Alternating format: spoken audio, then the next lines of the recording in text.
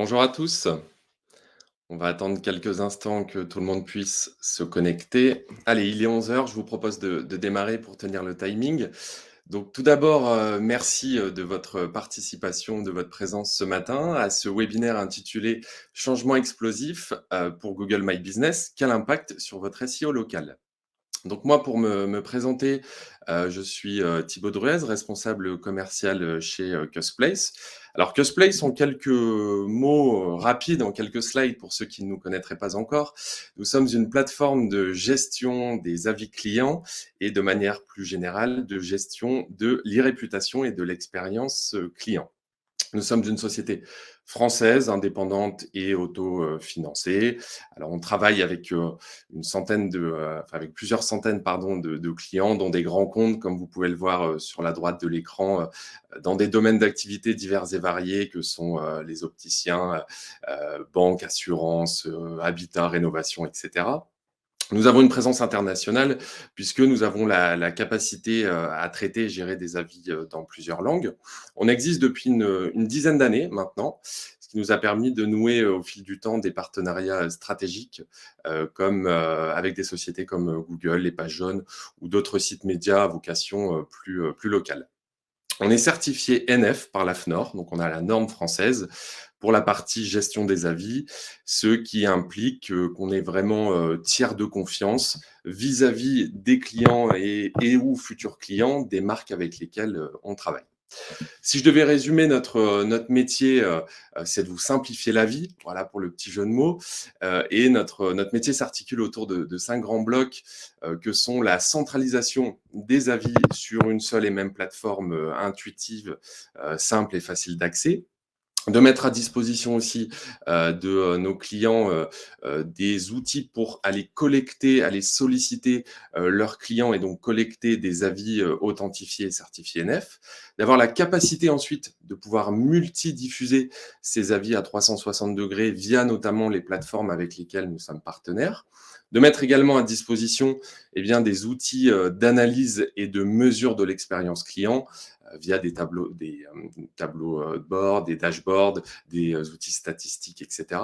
Et de pouvoir accompagner de manière générale nos clients dans une stratégie, si vous voulez, globale d'e-réputation. Et in fine, tous ces éléments-là permettent eh bien, d'améliorer le référencement, qu'il soit national ou local, puisqu'il s'agit de ce dont on va parler ce matin.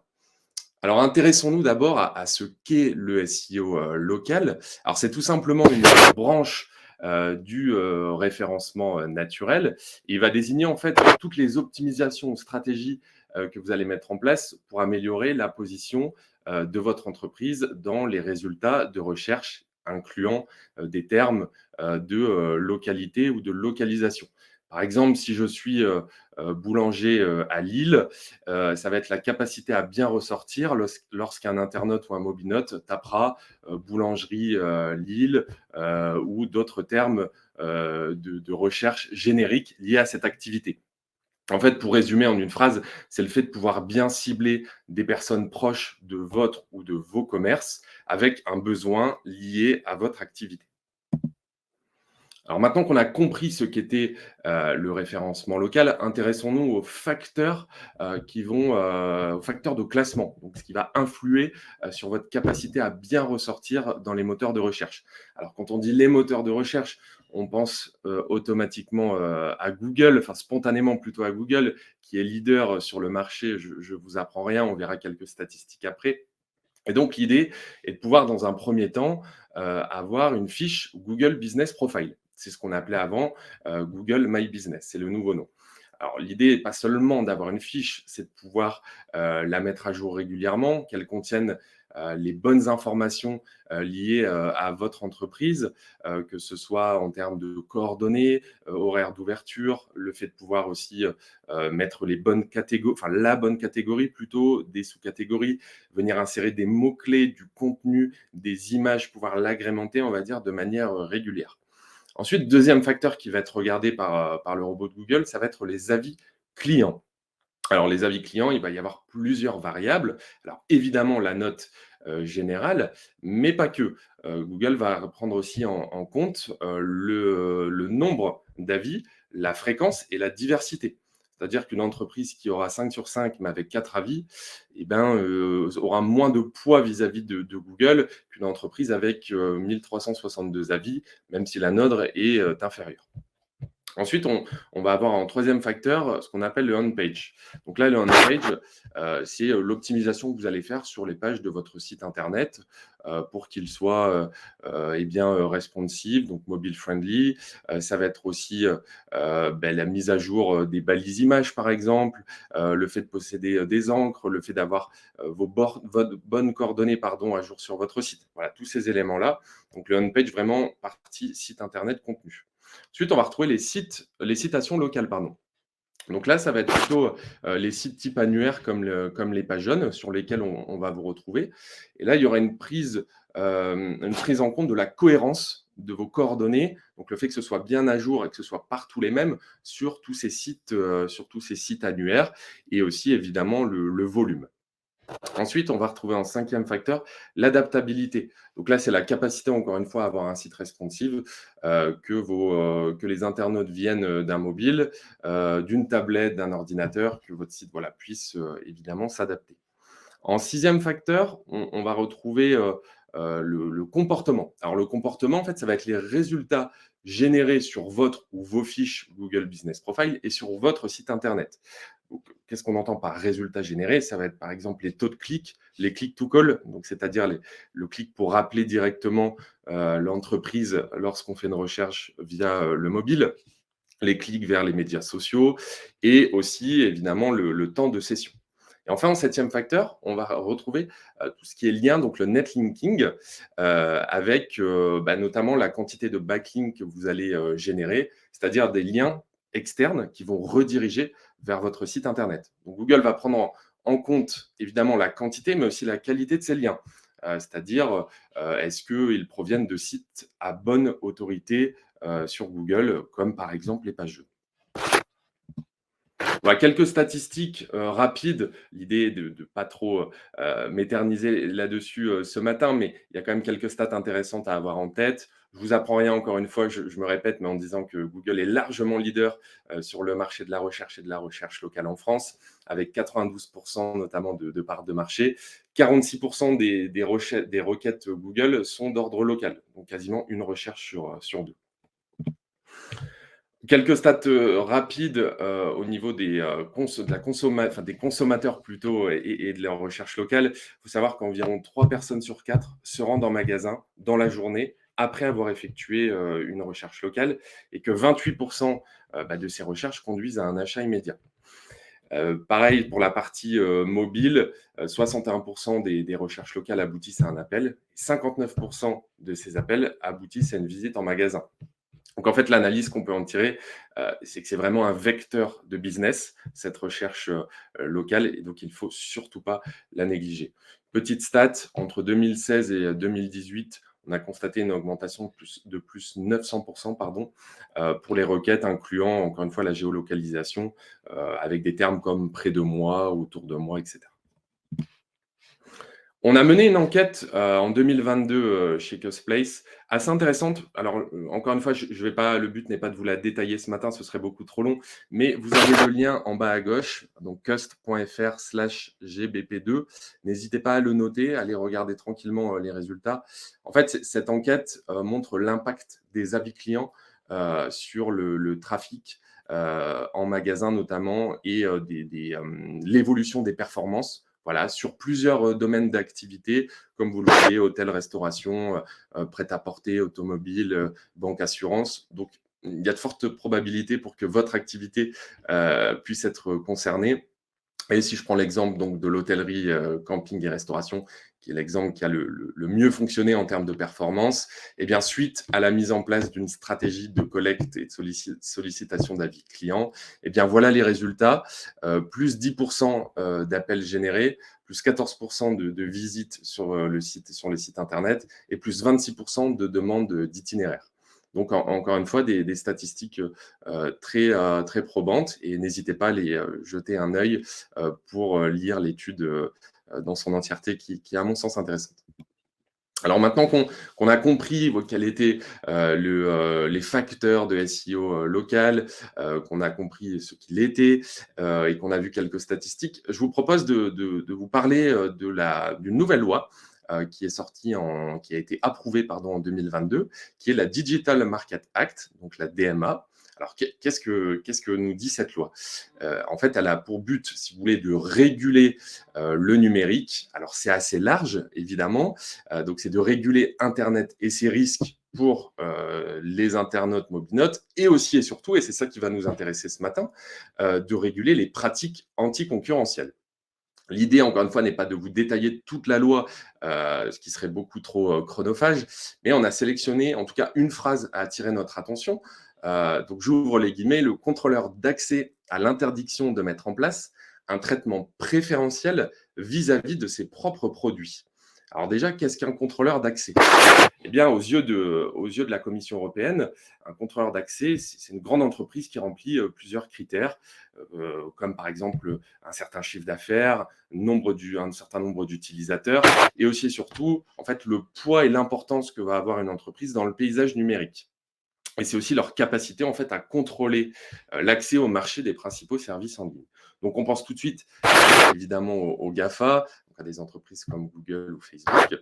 Et donc cette loi, si vous voulez, a été présentée par la Commission européenne en 2020. Elle a été votée, enfin elle a été approuvée plutôt en 2022, donc là très récemment, et elle rentrera en application en 2024. Et donc nous, par rapport à ce que nous dit cette loi, et c'est ce qu'on va essayer de faire ce matin ensemble, on a envisagé plusieurs scénarios.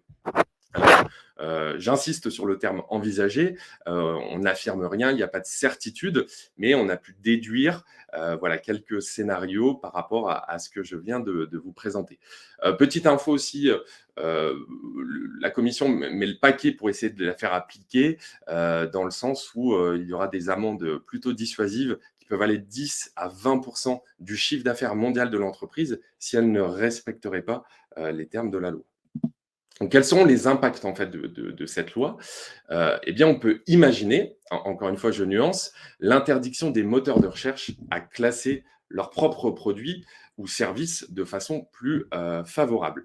Donc, qu'est-ce que ça pourrait entraîner? Eh bien, on pourrait imaginer, encore une fois, je parle au conditionnel, une baisse de la visibilité du local pack. Alors, le local pack, vous savez, c'est quand vous faites une recherche, encore une fois, d'ordre local, qui vous affichera, on le verra sur la slide d'après, mais les informations sur une entreprise, le lien Google Maps, etc.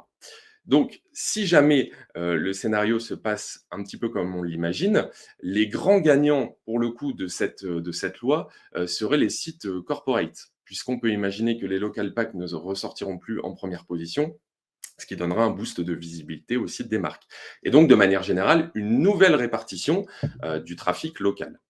Je vous montre pour illustrer mes propos 2 captures d'écran que l'on a prises avec une entreprise à dimension locale. Ça, c'est l'affichage sur la gauche à l'heure actuelle lorsqu'on fait une recherche sur cette entreprise où Google va nous mettre en première position eh bien, son local pack avec les informations, comme je vous le disais, de l'entreprise, le Google Maps, etc. Si, encore une fois, le scénario qu'on envisage est respecté, donc vous le voyez, hein, la petite astérix qui nous dit que c'est probable à partir de 2024, eh bien, on pourrait voir le local pack disparaître, je dis bien disparaître de la première position. Ça ne veut pas dire qu'il disparaîtra complètement. On pourrait imaginer qu'il arrive en troisième ou quatrième position, ou éventuellement l'apparition ici d'un nouvel onglet, au même titre que Maps, Images, Shopping ou autres services de Google, qui s'appellerait Annuaire, fiche Google ou autre. Voilà pour ce qui est du constat qu'on peut faire par rapport à ce qu'on a décrit et de ce qu'on a pu déchiffrer entre les lignes de cette nouvelle loi. Alors, on a voulu faire un constat sur quelques erreurs pour le coup à éviter sur Google Business Profile. Alors, je tiens encore une fois à nuancer. Je ne suis pas en train de dire du tout que Google Business Profile va disparaître, que les fiches disparaîtront. Au contraire, c'est très important de l'intégrer dans sa stratégie, mais de ne pas en faire une stratégie unique, puisque, comme on vient de le voir, à terme, les fiches auront potentiellement moins de poids dans les recherches qu'à l'heure actuelle. Donc, il faut encore une fois ne pas l'utiliser comme unique médium entre votre marque, votre business et vos consommateurs. Il ne faut pas canaliser non plus toute votre e-réputation dessus. Éviter de bâtir tout son SEO autour des fiches établissements. Ça fait encore une fois partie des facteurs, ces fiches Google Business Profile, mais pas que. On l'a vu, il va falloir penser à un site internet bien optimisé, du netlinking, etc. Ne pas prendre au sérieux la modération rapide des avis clients. Alors nous, c'est notre métier, donc pour le coup, on a tendance à enfin pas tendance, on recommande de pouvoir répondre à 100 des avis, pas seulement aux avis négatifs, même si évidemment, dans un premier temps, il faut favoriser les réponses rapides aux avis négatifs, mais il faut aussi pouvoir apporter des éléments de remerciement aux avis positifs. Et enfin, sous-estimer l'importance de la confiance des utilisateurs. De nos jours, les internautes ne sont pas dupes. Ils savent très bien qu'il y a des mauvaises pratiques qui viennent à la fois des marques, des entreprises, et ils ont aussi conscience de la mauvaise foi des autres internautes. Donc, à travers les avis, ça leur permet d'aller chercher leur propre vérité et de se faire un avis plus personnel. Alors, quels sont les bénéfices à mettre en place une stratégie d'avis client? En premier lieu, évidemment, ça va être d'améliorer votre e-réputation. Pourquoi? Puisque aujourd'hui, si vous ne sollicitez pas vos clients pour avoir leurs avis, vous allez uniquement avoir des avis dits spontanés. C'est ce que nous, on appelle la minorité bruyante. C'est quelqu'un qui n'est pas content de votre produit ou de vos services et qui va trouver par n'importe quel moyen il va trouver la possibilité de le faire savoir.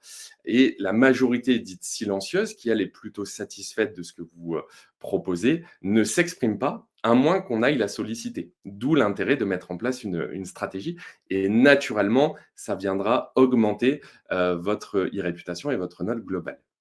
Ça viendra optimiser aussi votre SEO local et national.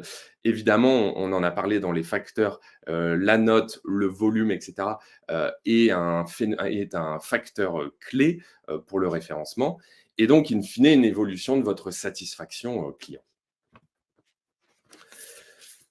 Alors, pour mettre en place une stratégie de collecte des avis, cette slide illustre, voilà, la capacité pour le coup de pouvoir collecter un seul et même avis et de pouvoir le multidiffuser sur un ensemble de plateformes. Et c'est là où encore une fois, ça reprend les facteurs qu'on a vus tout à l'heure, puisque vous avez une présence, pour le coup, multiplateforme et ça viendra naturellement augmenter le SEO.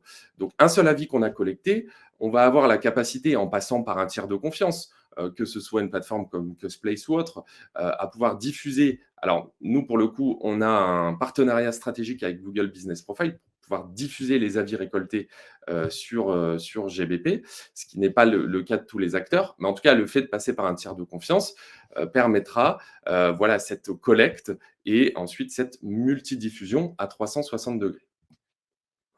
Voilà, encore une fois, pour illustrer un petit peu ce propos, je vous ai pris un exemple d'une entreprise qu'on a accompagnée qui est Optical Center. Donc, on voit qu'en tapant le nom de la marque, plus un terme de géolocalisation, donc là, en l'occurrence, Grenoble, plus le mot avis, en fait, on a la maîtrise totale de la première page avec les URL de la marque qui ressortent en premier, les URL de Custplace avec la page marque pour le coup, et puis ensuite nos partenaires comme les pages jaunes ou à droite Google Business Profile. Ce qu'on peut voir aussi de manière très visuelle, c'est l'affichage de ce qu'on appelle dans le jargon les rich snippets. En fait, ce sont les petites étoiles que vous voyez en dessous des métadescriptions, ce qui va naturellement favoriser pour le coup le taux de clic puisque ça attire l'œil et donc forcément le référencement.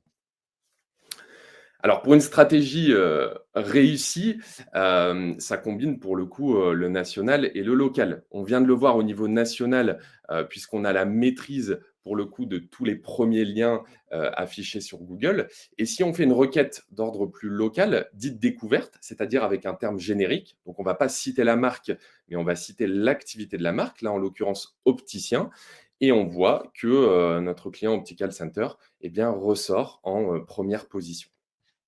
Donc c'est encore une fois une combinaison pour le coup, des 2. Alors, comment anticiper, sa stratégie SEO locale pour 2023 en ayant bien en considération, bien en tête tous les éléments qu'on vient de citer juste avant, à savoir les facteurs, le mode de fonctionnement et puis aussi l'arrivée de cette nouvelle loi? Eh bien, ça va être, peut-être dans un premier temps, de cibler des mots-clés, locaux pertinents. Donc incorporer vraiment cette stratégie de on page, donc souvenez-vous de sur son propre site internet, de pouvoir, incorporer, eh bien, le nom de la ville où vous vous situez, de la région, du département, et cetera. D'améliorer l'expérience utilisateur, notamment pour votre site internet. Ça va être de l'optimiser, optimiser, les balises, titres, les, métadescriptions, encore une fois, les balises sur les images, et cetera. Ce qu'on a pu voir un petit peu en préambule, de ce webinaire et aussi et surtout, limiter les taux de clics pour arriver à des informations pertinentes, comme, eh bien, les horaires d'ouverture, le numéro de téléphone, et cetera et donc de manière générale, la vitesse de chargement de tout ça. Optimiser la navigation en mobile, petit rappel, 70 de toute la navigation, de tout le trafic web, est effectué, via un mobile, donc encore une fois, à ne pas négliger. Entretenir sa fiche Google Business Profile. J'insiste une fois de plus dessus, l'idée de ce webinaire n'était pas de dire que GBP allait disparaître, mais au contraire, je pense qu'on l'a compris maintenant, qu'il y aurait une potentielle redistribution, des cartes au niveau, de l'affichage et donc du poids actuel. En revanche, ce sera toujours un élément très important qui fera partie d'une stratégie globale. Donc entretenir sa fiche, ça va être la mettre à jour, agrémenter, rajouter du contenu, et cetera. Adapter pardon, son contenu à la recherche vocale. Alors ce n'est pas une technologie nouvelle pour le coup, mais Google va, le regarder, de plus en plus. Donc ça peut être intéressant, de l'incorporer. Asseoir son positionnement sur des thématiques précises. Donc là, ça va être, pouvoir créer du contenu, alimenter votre blog et cetera. Et puis en dernier, facteur, enfin en dernier point, recueillir le retour, d'expérience de ses clients. Maintenant qu'on a vu l'importance pour le coup d'une bonne maîtrise de l'e-réputation, eh bien, il faut essayer, d'aller jusqu'au bout. Alors, ce que je vous propose, pour terminer, c'est de se poser ensemble quelques bonnes questions et de pouvoir, proposer un autodiagnostic, qui peut être assez, simple à effectuer pour vous, assez rapide. Ma stratégie SEO locale est-elle, efficace?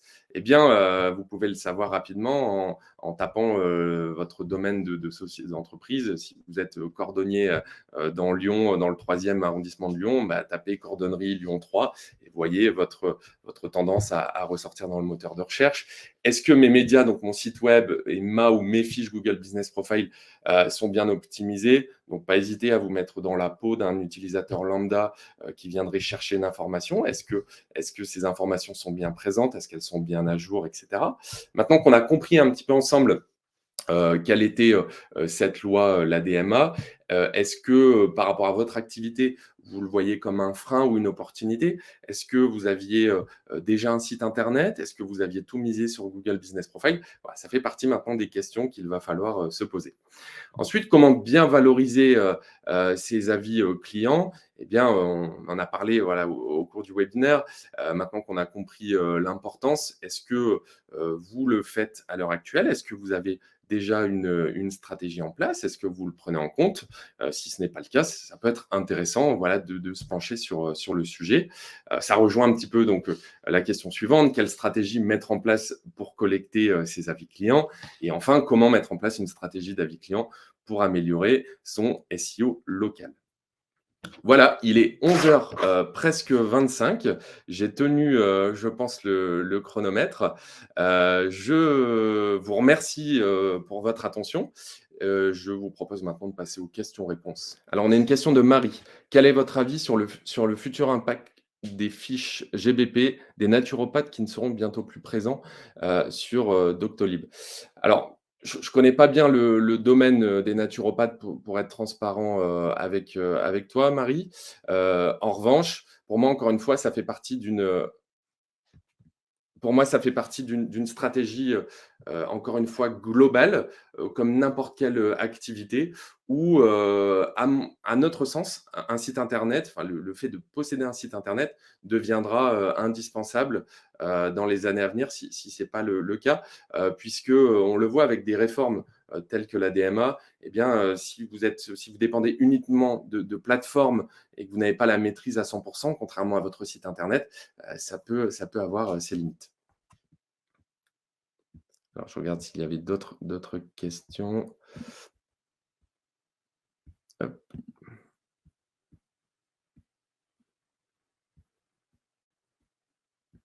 Alors, on avait une question de Guillaume. Est-ce que les requêtes contenant avis sont courantes dans les requêtes Google et quelle part, peuvent-elles représenter? Alors oui, les requêtes sont évidemment, très courantes. Pourquoi? Parce qu'en tant que consommateur, moi-même, et je pense qu'une majorité maintenant des internautes a ce réflexe-là, on a accès à toute l'information, possible et imaginable et donc avant de passer à un acte d'achat ou de visite en magasin, eh bien, c'est souvent ça passe par, oui, le nom de l'entreprise plus, avis. Parce que, comme je le disais, on va avoir, cette capacité à pouvoir, lire, bah, les avis des uns des autres et à se faire son propre opinion. Donc, oui, c'est une part importante. Alors vous dire combien ça représente au pourcentage près, ce serait vous mentir, mais effectivement, c'est une part importante. Quel est votre avis sur le futur impact? Une question de Marie. Oui, donc ça, j'y ai répondu juste avant. Hop, je regarde s'il y a d'autres questions.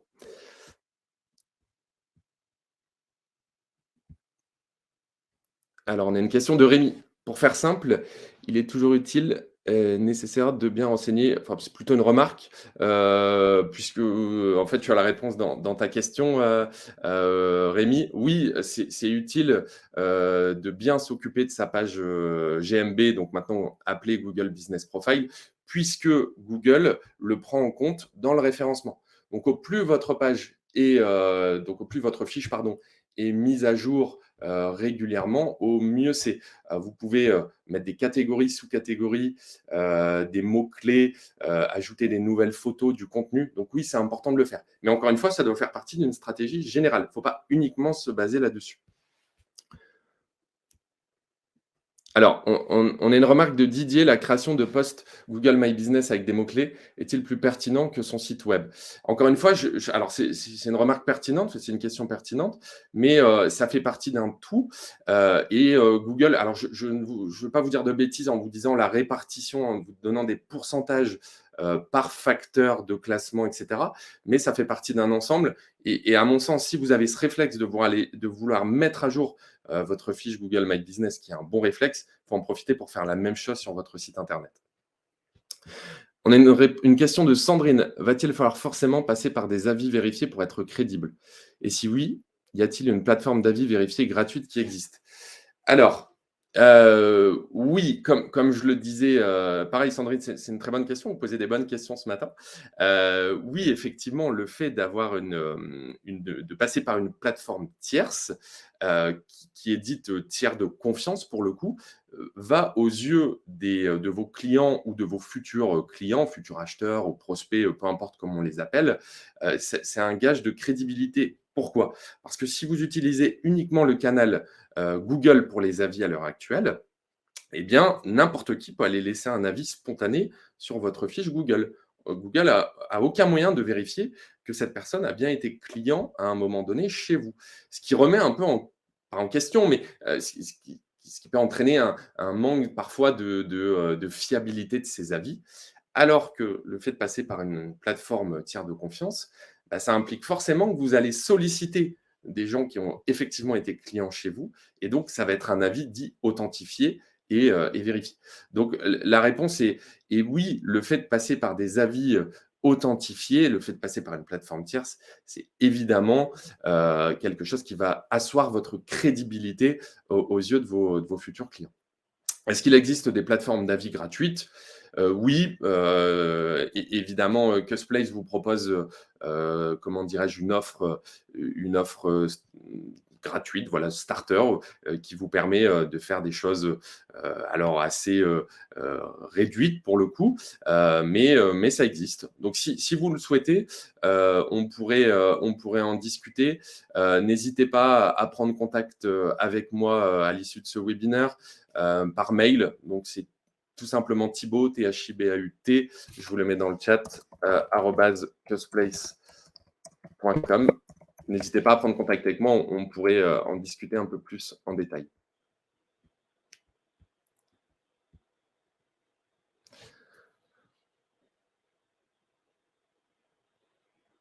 Alors, on a une question de Diana également. Bonjour, merci. Est-ce une bonne stratégie d'avoir plusieurs donc fiches, j'imagine GMB et GBP, chaque agence d'un groupe par exemple, alors que nous n'avons qu'un seul site?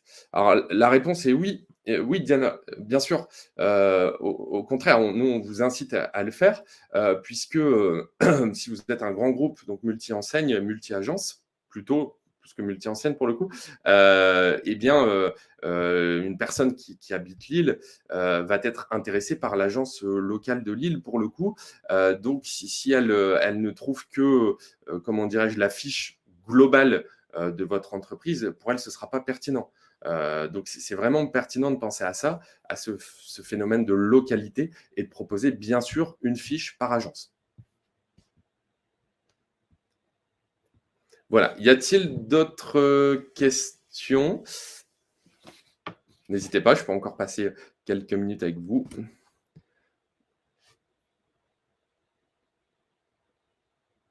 On a une question de Guillaume en parallèle donc de la question de Diana. Pour un établissement qui a deux enseignes, pardon, mieux vaut-il faire une fiche ou deux fiches? Alors là, pour le coup, je n'ai pas de réponse toute faite. Pour un réseau multi-agences, voilà, qui a des dizaines ou des centaines ou des milliers de points de vente ou d'agences, évidemment, on conseille d'avoir une fiche par agence. Maintenant, quand vous en avez, que, enfin, entre guillemets, hein, c'est déjà bien, mais si vous avez que 2 points de vente, tout dépend. C'est un parti pris. Encore une fois, j'ai pas de réponse toute faite là pour le coup. Nous, on aurait encore une fois tendance, mais d'un point de vue expérience utilisateur, d'avoir une fiche par établissement, ce qui permet de simplifier encore une fois le parcours pour vous trouver les bonnes informations. Mais il peut y avoir éventuellement une déperdition de référencement. Donc, tout dépend. Tout dépend aussi si elles vont être situées proches dans le même département ou est-ce qu'on en a une à Dunkerque et une autre à Nice. Voilà, ça peut aussi jouer. Très bien. Écoutez, merci à tous de votre présence ce matin. Merci pour vos questions très pertinentes. J'espère avoir pu éclairer un petit peu plus vos lanternes sur ce qu'on présage du futur du SEO local. Encore une fois, je me tiens à votre disposition si vous souhaitez échanger un petit peu plus sur votre stratégie d'e-réputation. Je vous ai mis mon adresse email dans le chat. Je me ferai un plaisir de pouvoir échanger avec vous pour même éventuellement un rendez-vous téléphonique ou en visio. Je reste disponible. Merci beaucoup. Je vous souhaite à toutes et à tous une bonne fin de journée et je vous dis à très bientôt.